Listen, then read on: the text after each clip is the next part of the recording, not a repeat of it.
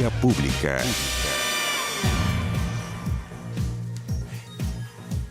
¿Qué tal? ¿Cómo están ustedes?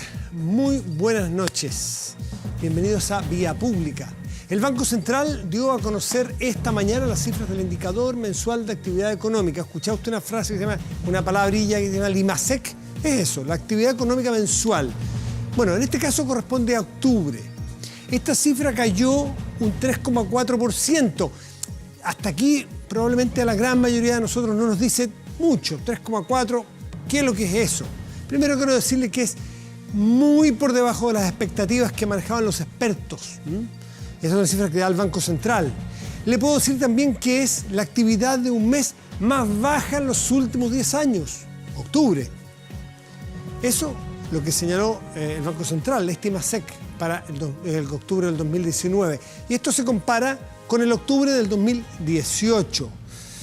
Los datos además indicaron que el IMASEC minero bajó 2%. El no minero, 4%, voy a decirlo de alguna manera. El IMASEC minero, que fue pésimo, nos ayudó un poco. El resto es desastroso. Decirle, por ejemplo, que el Banco Central, en esta actividad mensual, indica que si lo desestacionalizamos, es decir, que si dejamos de comparar el octubre con octubre para llegar a este pésimo 3,4 negativo, si lo comparamos con el mes que lo precede, es decir, septiembre de este mismo año, caemos, creo que es 5,2%, por ahí, 5,4%. Se me va, perdón, la décima. Pero esa es peor aún. Decirle que, según cifras oficiales de la Dirección del Trabajo, eso fue octubre, para noviembre se perdieron 62.800 trabajos. 62.800 trabajos se perdieron durante noviembre. Claro, esto es tremendo porque también puedo decir, ¿y ese número qué nos dice? Comparémoslo con algo. La economía chilena es capaz, a grosso modo, de generar en un muy buen año eventualmente 100.000 empleos. Con la máquina andando somos capaces como economía de generar 100.000 empleos. En un mes perdimos 62.000. Eso los oficiales, los que llegaron a la dirección del trabajo donde una empresa dijo tengo que despedir a esta persona lamentablemente por necesidades de la empresa. Porque no tengo con qué pagarle. No tengo más, se me acabó el giro. 62.800 chilenos y chilenas. Para que dimensionemos la profundidad del problema económico del cual estamos hablando. Bueno, para volver al IMASEC, que es la actividad económica, los servicios presentaron la mayor caída, destaca también la educación, transporte, servicios empresariales, restaurantes, hoteles. Desde la Cámara Nacional de Comercio reconocieron que la caída de la actividad económica en octubre coincide con el estallido de la crisis social, es más que evidente, pero las cifras fueron mucho peor de lo esperado, ese es un problema. Frente a este escenario, el ministro de Economía, Lucas Palacios, anunció que el gobierno prepara, y ya anunció esta tarde, una artillería económica. Un plan económico de 5.500 millones de dólares, que tiene un montón de incentivos al empleo, primero, al empleo, a la ayuda a las pequeñas y medianas empresas para generar un poquito de liquidez, infraestructura, un poco keynesiano, si se quiere, un plan de tratar de, a través de la infraestructura pública y privada, pero la pública, de darle más movimiento a la economía. Estamos en un problema severo de nuestra economía. Tenemos a dos economistas aquí y vamos a tratar de entenderlo mejor con dos profesores esta tarde. Vamos a la pantalla, que ahí tenemos la pregunta del día. Si estás de acuerdo con la contratación de personal, de personas para dirigir el tránsito. Esto se refiere, claro, probablemente a ir, todo va en la lógica, a tratar de liberar, por ejemplo, a la policía para que se dedique a, o ir enfocándolo en labores de orden público, por ejemplo. ¿Estás de acuerdo con la contratación de personas para dirigir el tránsito? Solo decirle que hay partes, por ejemplo, en Estados Unidos, de las ciudades donde hay mucho movimiento, donde se contrata gente de la tercera edad para que dirija el tránsito en esquinas a lo mejor menos complicadas, personas que tengan buen físico, que sean jóvenes pero que estén jubilados, para que ayuden en la fluidez del tránsito. A lo mejor no es una mala idea, pero se lo dejamos planteado para nuestro país. ¿Estás de acuerdo? ¿Sí o no? Vamos a la mesa de conversación porque yo le planteé a lo que le alcanza un periodista cierto nivel de cosas que le impactan de esta economía. de esta crisis económica. Pero yo prefiero dejar esto en manos de los profesores, porque para eso hemos invitado a dos economistas. Nos acompaña Carlos Budnevich, que es economista y académico de la Facultad de Ingeniería Comercial de la Universidad de los Andes, es ex superintendente de bancos e instituciones financieras. Carlos, gracias por estar aquí. Muy buenas noches. Muchas gracias por la invitación. Y también Gonzalo Marner, que es director del Departamento de Gestión y Políticas Públicas de la FAE, que es Facultad de Economía de... Administración y Economía. Administración y Economía de la Universidad de Santiago, la USACH. Gracias por estar aquí, Gonzalo. Gracias por la invitación. ¿Le puse mucho el decir que estamos frente a un impacto económico gravísimo, Gonzalo? Yo creo que es un impacto económico muy fuerte, pero venía un poco de antes. Piensa tú que hay 18 días de este IMASEC de octubre que son, entre comillas, normales, digamos. Lo de noviembre va a venir pésimo. Y tú haces muy bien en tomar la cifra desestacionalizada. Yo no quiero enredar a quienes nos ven y nos escuchan con cosas demasiado técnicas, pero cuando se toma en cuenta el efecto estacional de la actividad y se compara con el mes anterior, porque la comparación de mes del año con el mes del año anterior es medio complicada. Claro, y tú hiciste muy bien, diciembre son meses tan distintos que no son comparables. Por eso comparamos octubre con octubre. Exacto. Entonces lo hiciste muy bien en ese sentido. Digamos, en este caso octubre con septiembre. Y ahí la caída, tú citaste las cifras de 5,1. Sí. 5,1. Y en el mes anterior, en el mes previo, digo, esto es en octubre respecto a septiembre, y septiembre respecto a agosto, ya había habido una caída de 0,1. De modo tal que... 0,1, pero otra dimensión. También, pero son 2 meses seguidos antes de que venga lo fuerte, digamos, que va a ser noviembre. Y quién sabe, ¿verdad, Carlos?, qué pasará en diciembre. Entonces, yo tengo la percepción de que venía mal la cosa de antes. Obviamente esta situación de rebelión social agrava la situación y tendremos un mal primer semestre económico del año 2020. Carlos, ¿cómo ves tú este impacto? ¿Lo ves grave o sencillamente baja más la velocidad de lo que ya venía bajando, como insinúa Gonzalo? A ver, yo ahí difiero. Yo creo que la actividad económica previo a, el estallido social, efectivamente, y aquí puede haber una discusión, cuando uno la comparaba año contra año, efectivamente como que venía a una velocidad de crucero en torno al 3%. Claro.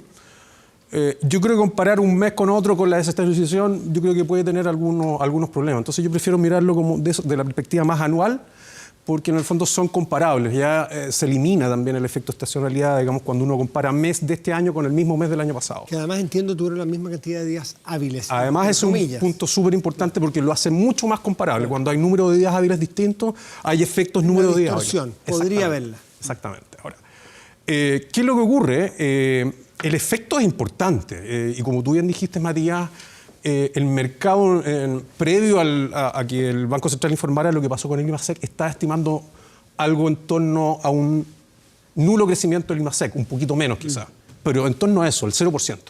Y nos encontramos con esta tremenda sorpresa que fue menos 3,4%.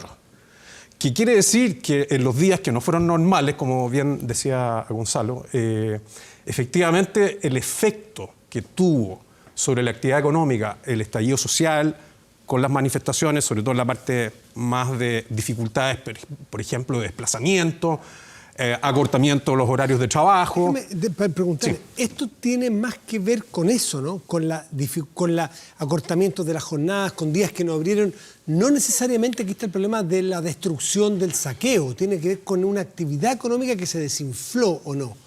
Yo creo que una mezcla de ambas cosas, porque también cuando tienes el saqueo de los supermercados, esos supermercados van a dejar de operar. Ya, pero eso se va a ver hacia adelante también, o sea, ese impacto. Claro, el efecto, acuérdate que también es acumulativo, porque en definitiva uno va acumulando, desafortunadamente, destrucción. Y en la medida que uno va acumulando destrucción, hay menos posibilidades de que, con menos capital económico o físico, hay menos posibilidades de producir.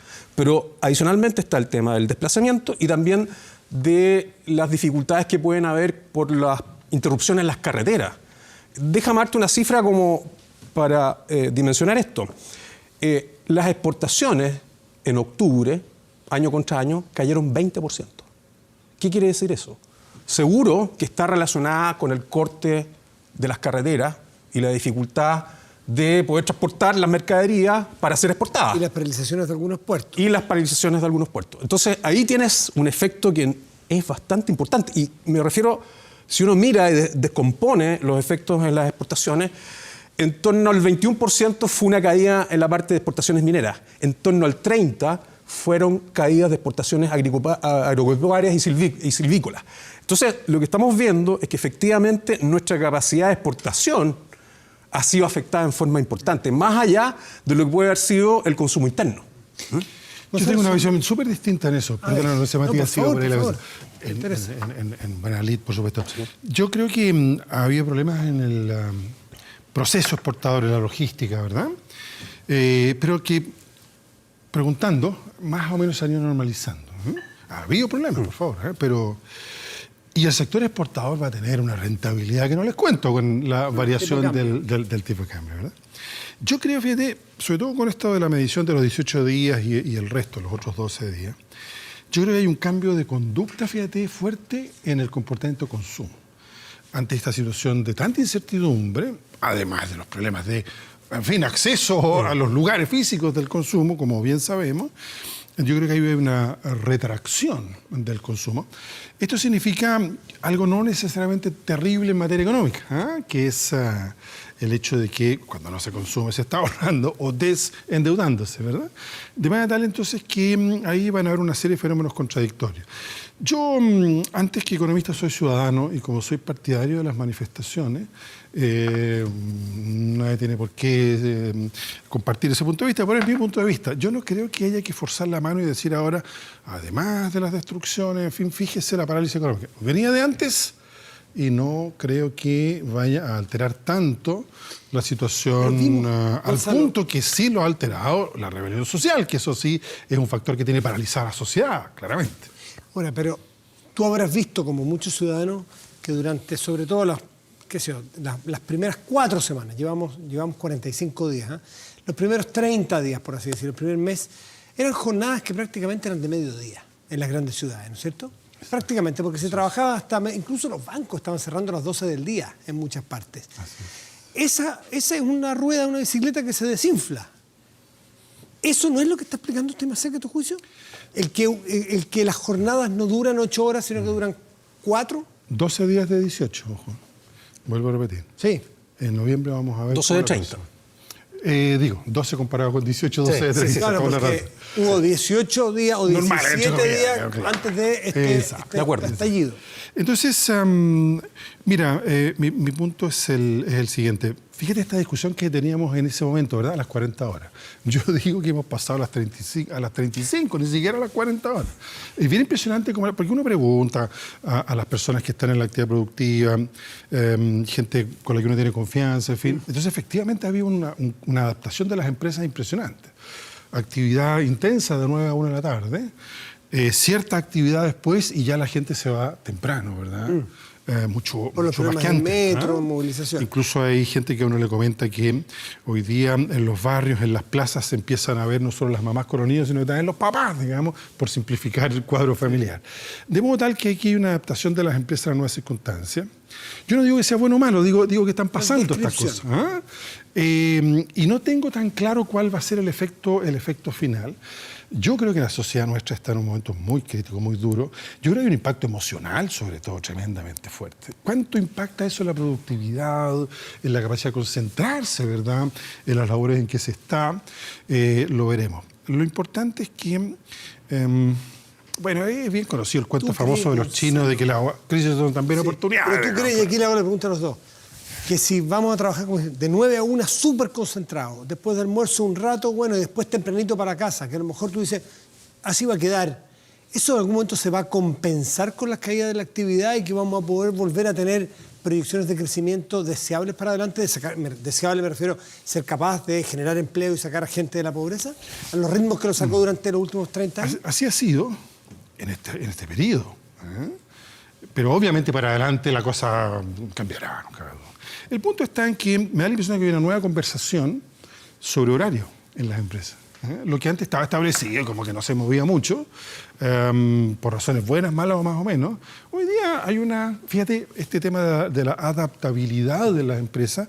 Yo tengo la impresión de que esto le va a hacer bien a la economía chilena. Perdona, no quiero introducir paradojas que puedan sonar absurdas, pero yo creo que aquí hay más conversación entre empleadores y trabajadores. Y la empresa se adapta y el trabajador sabe que la empresa tiene que sobrevivir porque está en juego su empleo también. Yo no veo en ese sentido grandes peligros. Lo que importa es que esto tenga una canalización, una salida, que se vaya encauzando, incluyendo en lo económico, por supuesto. Lo peor es que sea una especie de crisis permanente, ¿verdad? Que no cierre, por decirlo de alguna manera. Carlos, ¿tú cómo ves este análisis?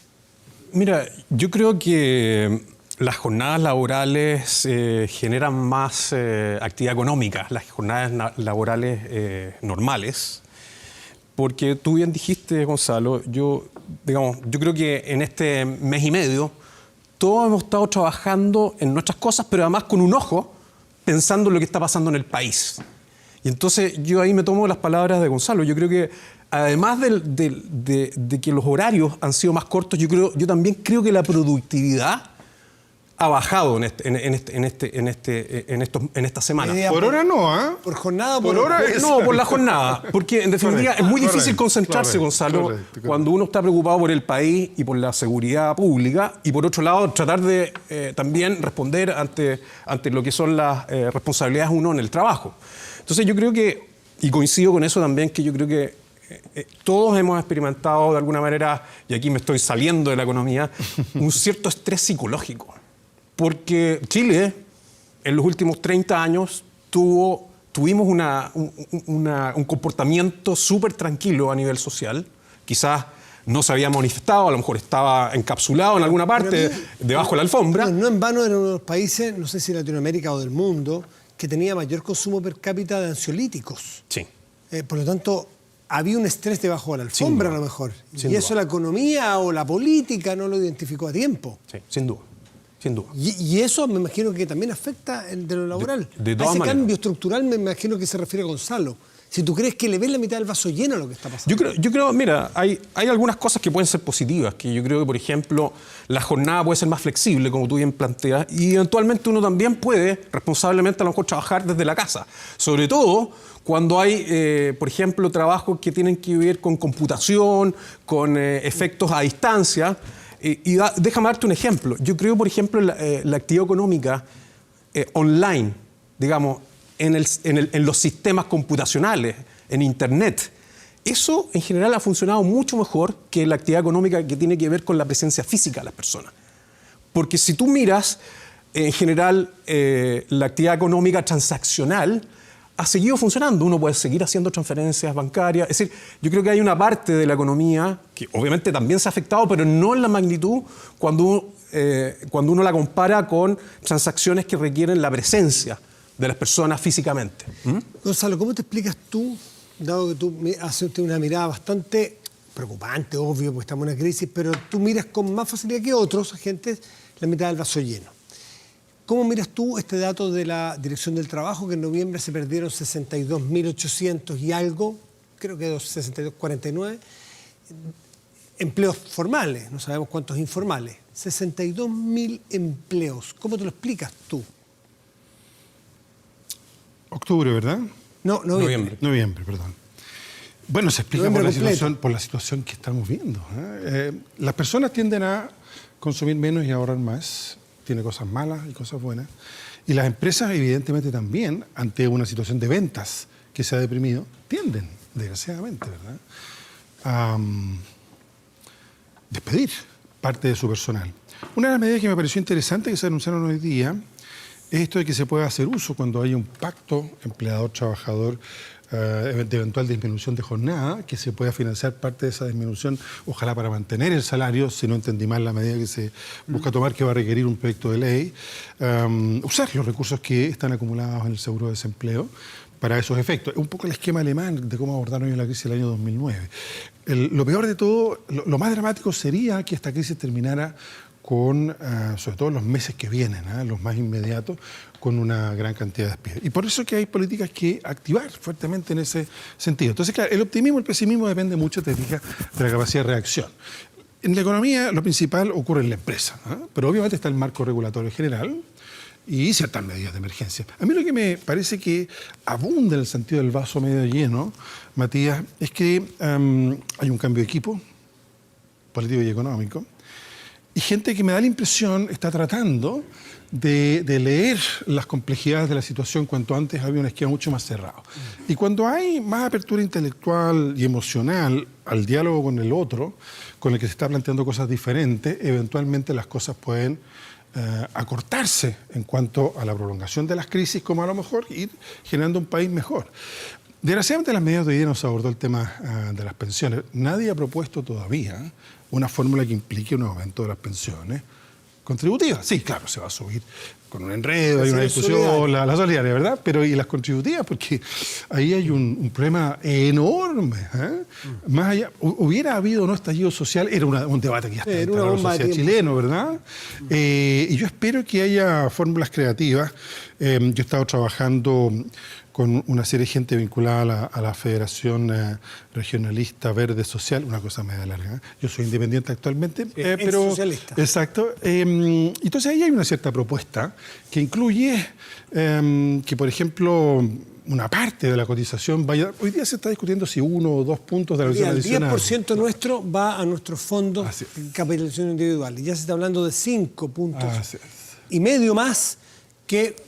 Pero en 5 años, ojo, que es un periodo muy gradual. Sí. Porque lo pone el empleador, ya no viene del salario bruto de cada persona, y va a ir, no sabemos qué porcentaje de eso, a la cuenta individual en cuanto a un pilar solidario. Debiera ir mucho más de lo que se pensaba inicialmente un pilar solidario, y eso permitiría subir las pensiones. Salvador Valdés, que piensa cosas muy distintas de esto, hizo un cálculo y él piensa que se puede subir para 2 millones de personas, usando el 2% de cotización adicional del empleador, se puede subir hasta 70.000 pesos más a ciertos aportes fiscales que están comprometidos en las medidas de hoy día para estos efectos.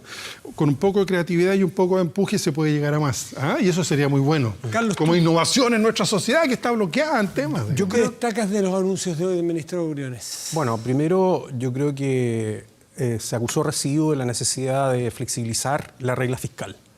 Yo creo que efectivamente, Chile... Expliquemos un poco, no todos estamos... Déjame solamente decir lo siguiente, que en general en Chile los gobiernos han seguido una regla que trata de equilibrar ingresos con gastos en el mediano plazo. Como las familias. Y lo que pasa es que incluso ha sido también el caso de que han habido más ingresos que gastos y se ha ahorrado plata. Hoy día Chile prácticamente no tiene deuda neta pública, es 5,7% del PIB. Y yo creo que en ese sentido, cuando una institución, un país, una persona tiene baja deuda, tiene... Neta en el sentido de que está la deuda bruta más las reservas fiscales. Menos las reservas y activos fiscales. Exacto. Lo que ocurre es que un país como el nuestro, que ha sido muy responsable fiscalmente, que se ha endeudado muy poco en términos netos, tiene un espacio para gastar más. Y esto es política keynesiana. Ahora, hoy día tenemos una política monetaria que es bastante expansiva, 1,75. Probablemente estamos en una situación donde la inversión y el consumo, como dijo Gonzalo, se va a retraer. Entonces yo creo que efectivamente lo que se necesita es una política fiscal más expansiva. Y me da la impresión que efectivamente los anuncios que hace el ministro van en ese sentido. El país se va a endeudar más. Se va a endeudar más. Va a gastar más. Exactamente. Va a gastar más. Exactamente. Y el concepto es, uno ahorra para los años lluviosos. Y este es un año lluvioso, un año que no es bueno. Entonces, uno utiliza los ahorros cuando... seco, pero no importa. Bueno, lluvioso en el sentido rainy days en inglés, digamos. Vaca flaca para que... Vaca flaca y vaca gorda. Hoy día estamos en vaca flaca y tenemos que efectivamente gastar más. Ahora, tenemos que ser eficientes también en el gasto. Y en ese sentido, yo tiendo a pensar que intensificar el gasto más directo en transferencias a través de las pensiones me da la impresión que es una política de gasto fiscal bastante eficiente, no tiene filtraciones, llega directo al bolsillo. Las personas y esa persona llega directo al bolsillo, no hay intermediarios. Entonces, de ese punto de vista, yo creo que políticas que vayan directo al bolsillo de los más necesitados, clase media también, me parece que puede ir en la dirección correcta, es necesario. Y decir, cuando uno tiene una crisis, no puede seguir haciendo las mismas políticas económicas de escenarios de no crisis. Y entonces, yo creo que efectivamente ha sido necesario y yo creo que el gobierno, gradualmente ha ido girando hacia eso. ¿Tú reconoces que estamos... Mucho se ha hablado, todos los sociólogos, Tirón y compañía, han escrito muchas veces en estos 30 años el fin de la transición y se ha ensayado posibilidades de cuál es el momento final de la transición. ¿Estamos en un momento del fin de la transición económica? Porque de los 90 a la fecha se aplicó más o menos un modelo económico no decís en variación, porque los ha tenido, pero dentro de la misma carretera. Ahora estamos transitando, da la impresión, por la pista del lado, ¿no? Haciendo cosas distintas, donde lo que era ortodoxia o lo que era posible, los límites se ensancharon y se corrieron. ¿Tú estás de acuerdo con eso?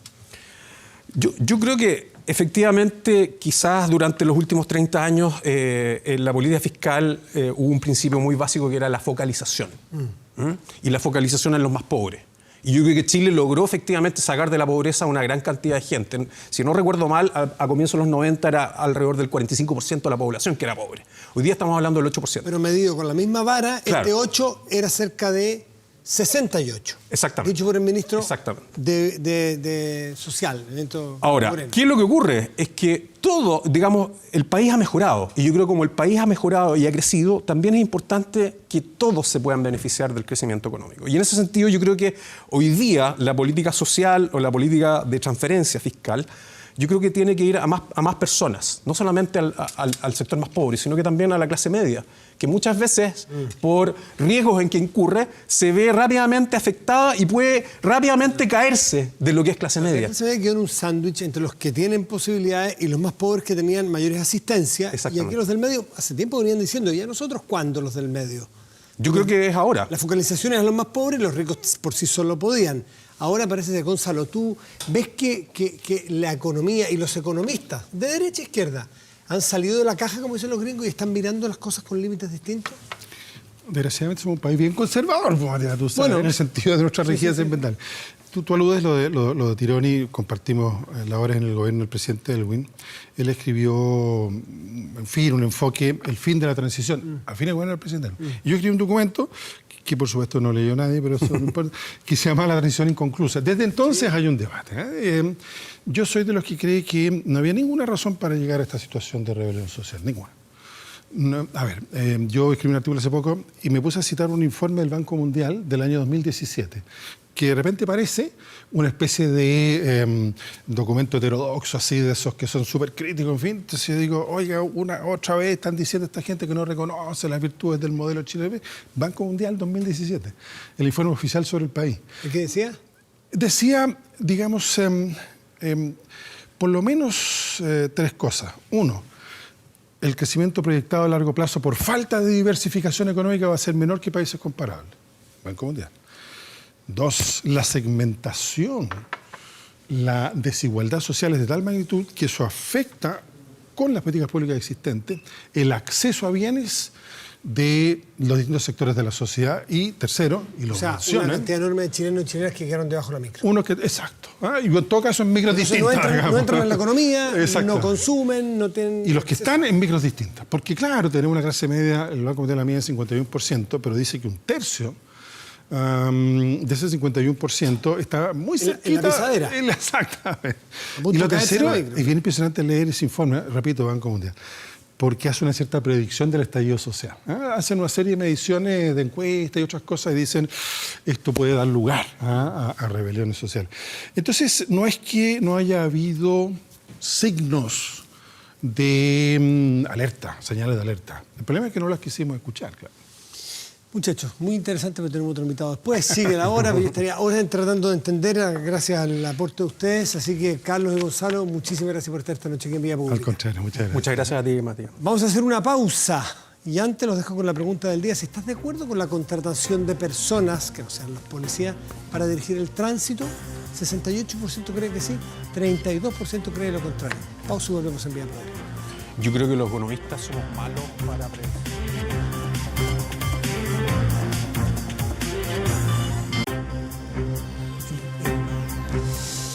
Ya, estamos aquí con una persona que además que ha generado mucha, no es controversia ni polémica, mucha atención con una entrevista que dio la semana pasada a mi amigo Fernando Paulsen, que estará a esta hora en el canal del lado. No le recomiendo irse para el lado, Paulsen no es el mismo de antes. Mi amigo Fernando, gran amigo. Una entrevista notable, estupenda, donde hablaste básicamente, Rodrigo Jordán, de salirse de la caja, como estamos hablando antes, en la economía, en mirarla de otra manera. Rodrigo Jordán, montañista, emprendedor, fue al Everest, todos sabemos, dirigió el Canal 13, lo reinventó, le dio 3 vueltas a carnero. Rodrigo, gracias por estar acá. Encantado, muchas gracias por la invitación. Y viene con un libro que había preparado naturalmente de antes de esta crisis, pero si lo forzamos es perfectamente, no lo que nos ha pasado, sino que este emprendimiento. Él explica con Marcelo Simonetti, un periodista estupendo también, cómo es emprender, qué se necesita. De hecho, él lo escribió. Bueno, yo ¿Sí? le conté todo, pero él lo escribió. Sí, la verdad es que él lo escribió. Bueno, pero tiene una pluma estupenda. Estupendo, No puede ser que además de buen escalador, ingeniero, No, sea por eso que le digo. Qué alivio, tantos talentos juntos daría demasiada rabia. Escriben esto que es básicamente emprendimiento, con palabras fáciles y con ejemplos sencillos de entender.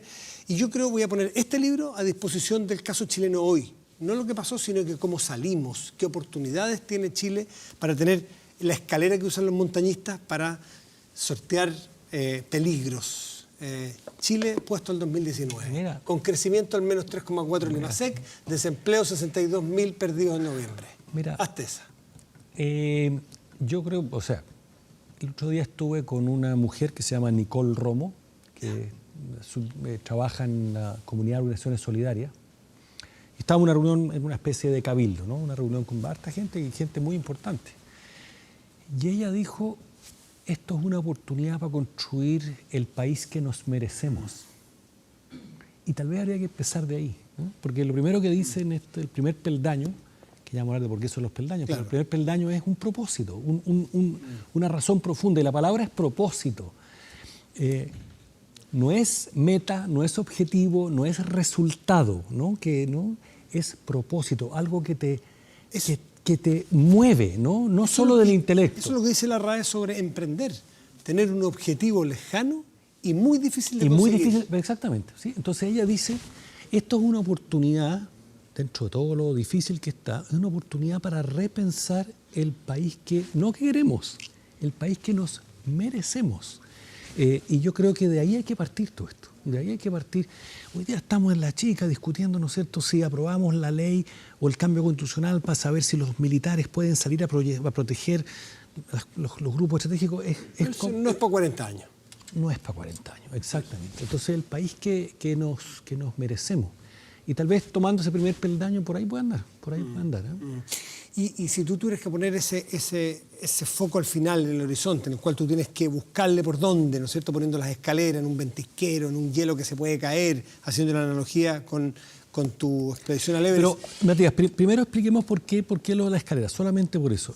Porque esto viene del montañismo, la única referencia que vamos a hacer al montañismo. Cuando uno está en el Everest, hay una cascada de hielo grande, 3 kilómetros que hay que subir. Esto es lo mismo que una cascada de agua, sí. Pero cuando cambia la pendiente se produce la agua blanca. Eso se produce, está en la introducción. Está en introducción. Esa la escribiste tú, ¿no? Exactamente. Está bastante bien. Entonces, ponemos unas escaleras para ayudarnos. Y yo, haciendo esa metáfora, dije, esa es la escalera que nos ayuda a llegar al Everest. Entonces, primero pensamos en 12, porque una docena, pero finalmente llegamos a 10 peldaños, 10 cosas que hay que hacer. Y el primero es este propósito. Y en ese propósito no lo había pensado, pero yo creo que no tiene que ser un país.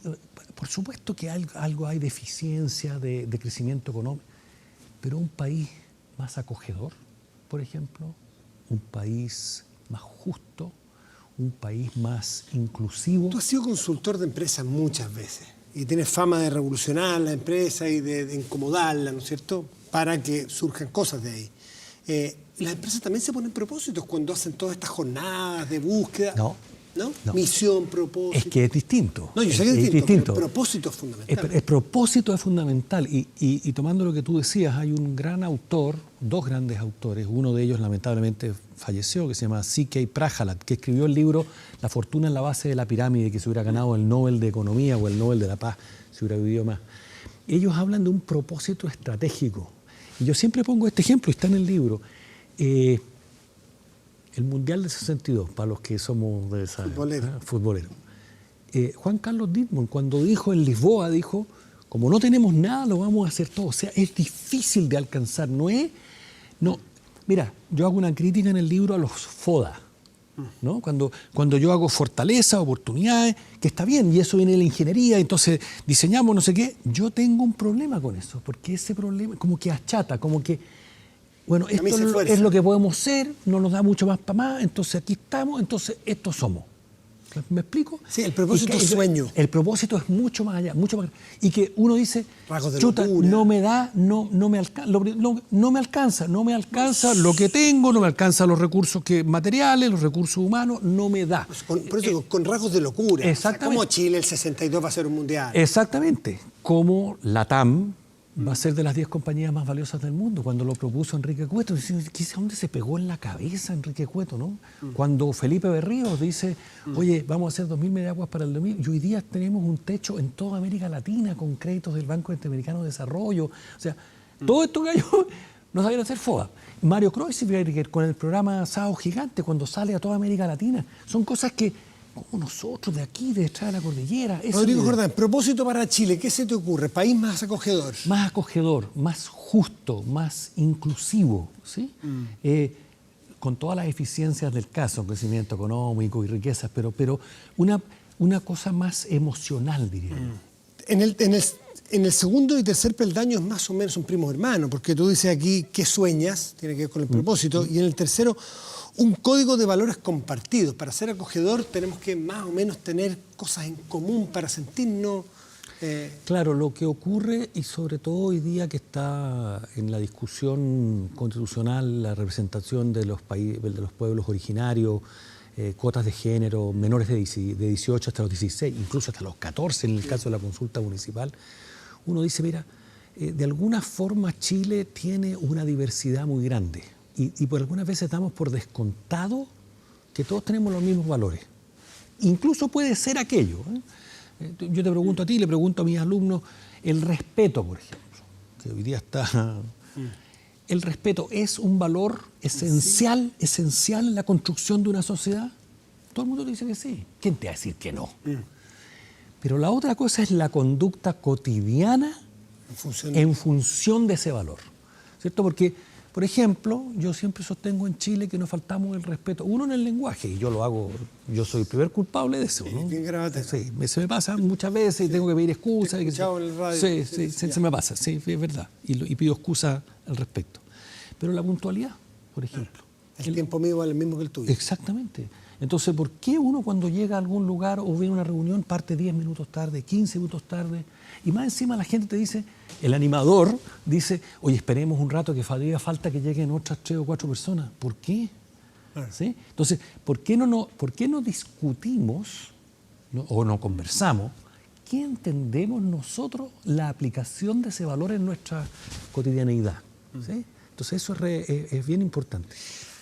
Tú, voy a ir más adelante, una parte que mencionas una comida que tuviste con Bruno Filippi, que te habla de la ingeniería. Lo importante es que en la ingeniería, es cumplir también, porque esto no es hipismo puro, no es solo sueño. Total. Es la gran virtud pues. del jugador completo que cabecea, pero también pega bien las voleas y qué sé yo, y defiende bien y ataca bien, ¿no es cierto? Esto es mucho de sueño, que a alguien le puede sonar muy blando, muy hippie, muy buena onda. Eso es requete encuentro importante. Porque es lo blando, es lo que te mueve. Es porque te mueve desde la guata. Víscera, la guata. Pero, ¿cuánto es el valor también del levantarse temprano, de cumplir con lo que prometiste, de la ingeniería en todo esto?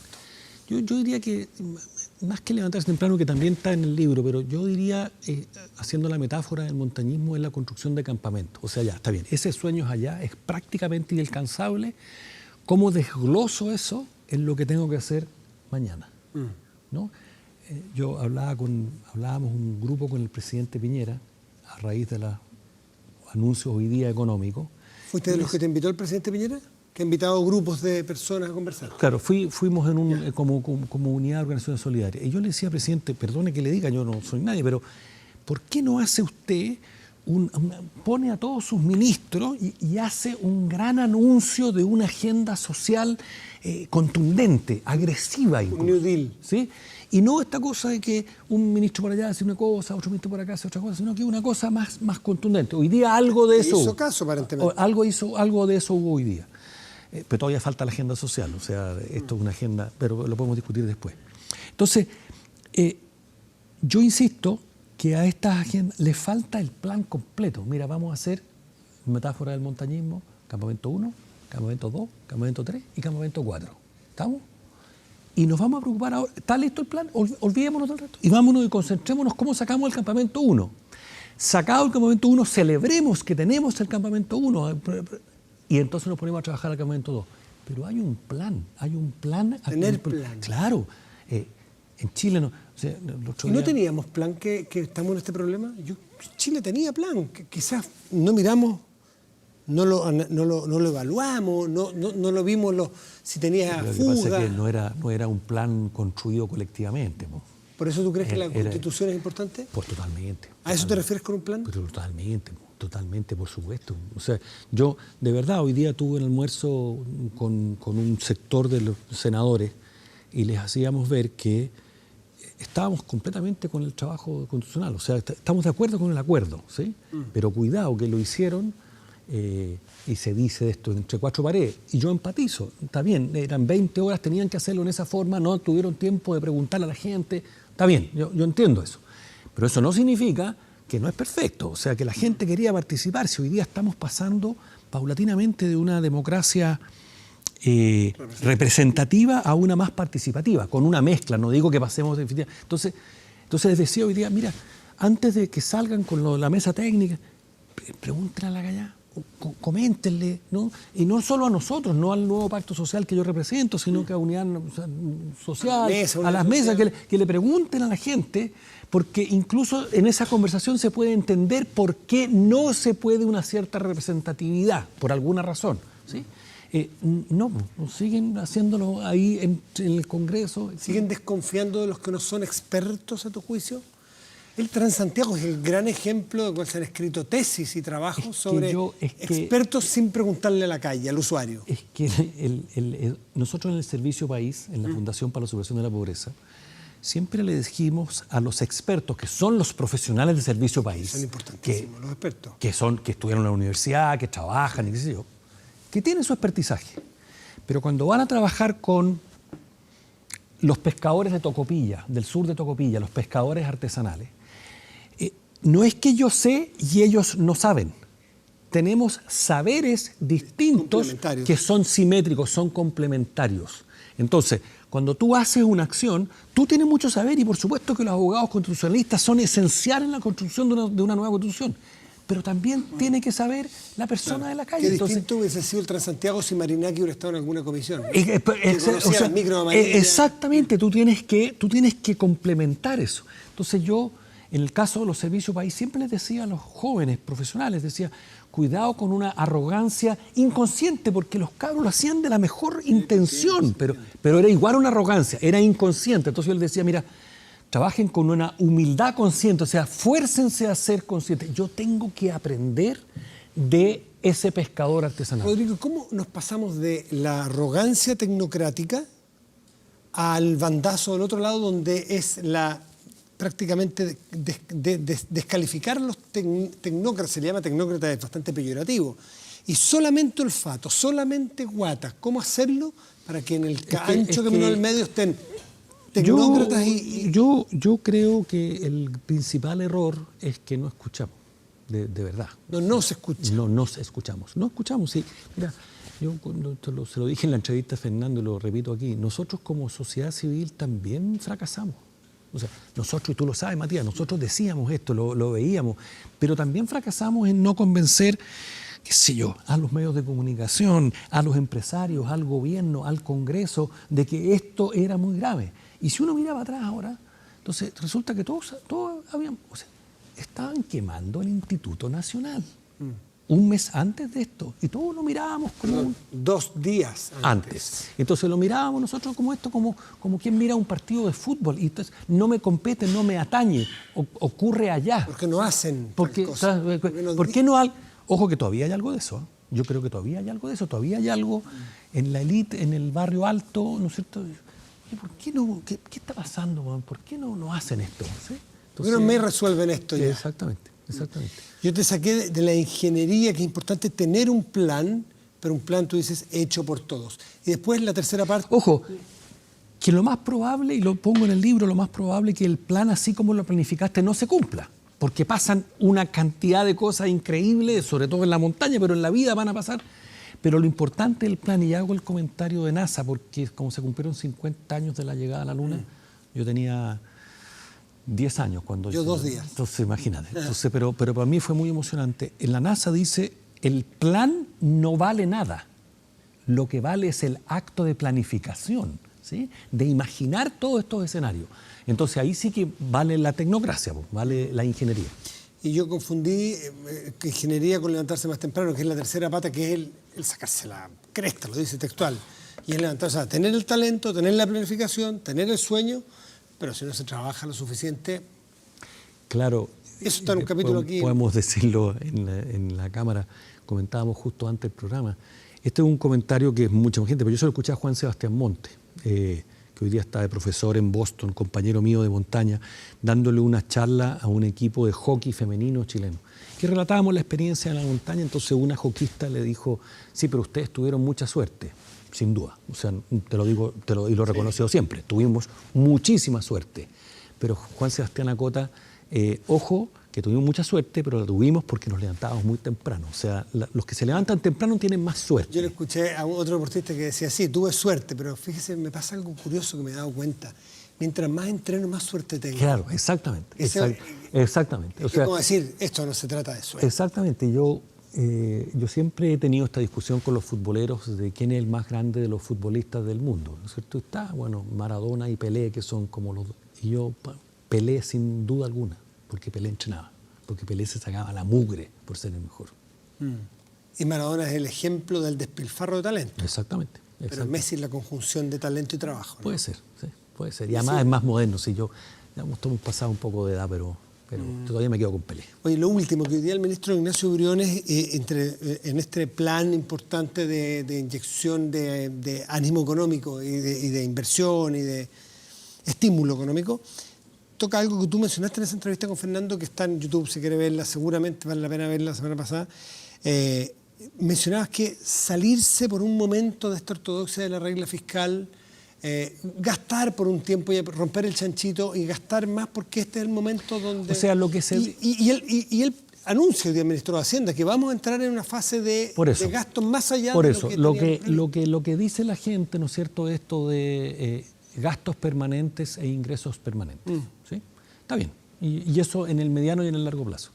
Nosotros tenemos una reforma tributaria pendiente, grande, ¿sí? Donde podemos ir 3 o 4 puntos más. Entonces yo no soy economista, pero algo cacho porque soy ingeniero. Entonces hay una posibilidad de proponer hoy día un gasto mayor a partir de la deuda, porque lo que vimos hoy día es un paquete para atender el desastre que ha significado esto, pero no para atender una agenda social que origina esto. ¿Sí? O sea, claro. Hay bastante más que hacer en esta agenda social. Y la respuesta que nos dan a eso es que hay una regla fiscal. Yo creo que uno puede pedir recursos. Hoy día no sabemos, nosotros tenemos un índice de deuda internacional mucho más bajo que la gran mayoría de los países. Podemos pedir esos recursos, pero en paralelo, junto con eso, es decir, ya aquí están los recursos, los gastamos el 2020, el 2021, este es el programa, Campamento 1, Campamento 2, Campamento 3, pero parte de ese programa es una discusión de carga tributaria, donde entran los empresarios. Porque aquí los empresarios han dicho poco, pero no han dicho mucho. ¿Usted está dispuesto a subir 3 o 4 puntos de toda la forma tributaria? Y ojo, que no es solo, me explicaban los economistas, no es solo subir los impuestos, es evitar los forados que tienen los impuestos. Las exenciones. Pues, todo tipo de exenciones, ¿no es cierto? $1.000 millones de dólares. Pero son una... Entonces, incluso hay algunos economistas que dicen que se puede pedir plata prestada y se puede pagar si hacemos una reforma tributaria que no necesariamente sube los tributos, sino que elimina los forados que llamamos. Y también gastar parte de las reservas que tenemos, que son de por los supuesto, años de por vaca supuesto, gorda. por supuesto. ¿Estás optimista, Rodrigo? Yo soy por naturaleza optimista, si no, no habría hecho todo lo que hago. Y me viene por bandadas el optimismo y el pesimismo en el mismo día. O sea, en el mismo día veo unas cosas, entonces digo, ya, por aquí va saliendo, no sé qué. Pero por otro lado, entonces viene otra cosa. ¿Qué es el factor que te produce más la bandada o el derroche de optimismo? ¿Y qué es lo que te produce más pesimismo en el Chile de hoy? Déjame partir por el pesimismo, al revés. El pesimismo es que yo creo que se necesita, y también lo dije en la entrevista de Paulsen, una generosidad extraordinaria de todos los sectores.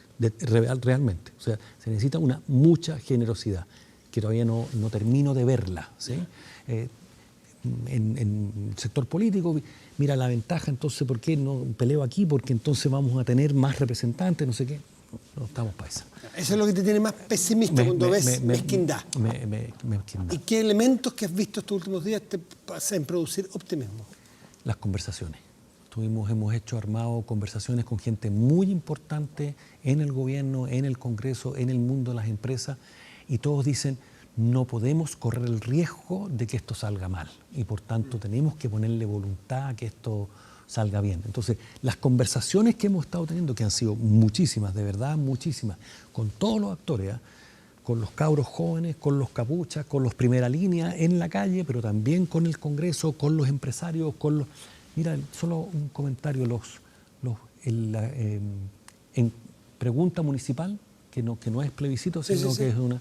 Me da mucho optimismo, porque tiene problemas de capacidad, de constitución, de administrativo, etcétera, pero le van a preguntar a la gente. Y son más de 100. Me da lástima que algunos se hayan bajado de esa consulta municipal. 40 municipalidades sí, se han bajado. Pero por otro lado, entonces de repente los medios son... 40 se bajaron. Pero ya, ojo que para hacer la consulta tiene que pasar por el Consejo Municipal. Ya hay 180 municipios que sí la van a hacer. Sí la van a hacer. Y eso es importante, tal vez no por el resultado mismo, que puede ser discutible, pero es porque le están preguntando a la gente. ¿Te gustaría presentarte como candidato a ser asambleísta? No. No por un partido, como independiente. Bueno. ¿Ser constituyente? Eso tendríamos que preguntárselo al nuevo pacto social si vamos a presentar una... Todo va a depender de cómo sea. Pero como ciudadano también se podría, pues. Por eso, pero yo solo no. O sea, si vamos a hacer un equipo, equipo de trabajo que dice, mira, esto es lo que hay que hacer, y tú nos vayas a representar a este lote, puede ser. Eso sí. Una escalera para alcanzar los sueños, Rodrigo Jordán, Marcelo Simonetti, libro que salió recién, ¿no? Recién la semana, el viernes pasado. Yo estoy leyéndolo, es fascinante, de verdad, te felicito. Y felicito también a Marcelo. Y ya aquí hay un par que me lo ha pedido prestado, así que tengo que apurarme en leerlo. Hay otra. Y hay otro para el Albert que me lo pidió, que es el director del programa, que me lo había pedido. Matías, esto se me iba a urgir a leérmelo y no alcanzo en un día. Está perfecto. Rodrigo, te agradezco mucho por venir a compartir tus experiencias, tus miradas, y hablaste muy correctamente, si no te salieron tantos garabatos, como suele ser en la radio. Muchas gracias, muy amable. Rodrigo, un millón de gracias. Gracias, muy buenas noches. Hacemos una pausa y volvemos aquí en Vía Pública.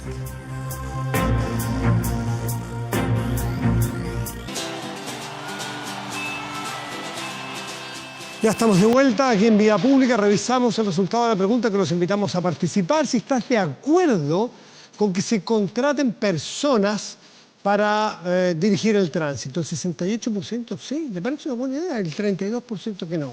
Que al final la idea, pero interesante, ¿no?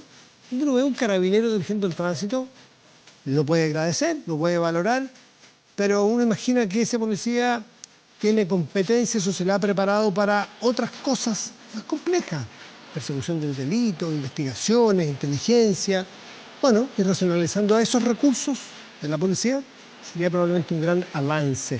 Y además, como le contaba yo experiencia de otros países, que esta pega lo hagan ciudadanos, ¿por qué no? Un ciudadano con criterio, un adulto mayor, un jubilado, que nos ayuda en lugares, por ejemplo, la salida de los colegios, usan muchas partes del mundo, que dirigen el tránsito. ¿Qué le parece la idea? Ya. 24horas.cl, nuestro portal de noticias, tiene en cabecera lo siguiente. Horario y dónde ver el sorteo de Copa América, Argentina, Colombia, se juegan estos dos países 2020. Ojalá quieran jugarlo, muchachos. Ya, ahí está, 24horas.cl. Vamos a la temperatura.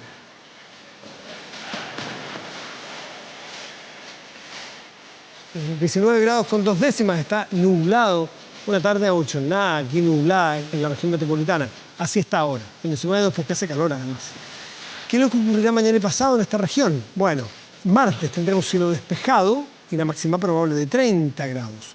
Miércoles, lo mismo, cielo despejado y una máxima levemente más alta de 31 grados. Pero revisemos qué ocurrirá en otras regiones. Bueno, Puerto Montt, región de los lagos. Ahí está. Despejado, máxima probable de 15 grados. Vicuña, región de Coquimbo, despejado pero máxima 29 grados. serán unos 1.500 kilómetros de diferencia. Está en el 1.000, está en el cuento de 1.500, aproximadamente de Santiago, a 1.500 de distancia. Y se nota despejado, pero el doble de temperatura al norte y al sur de nuestro país.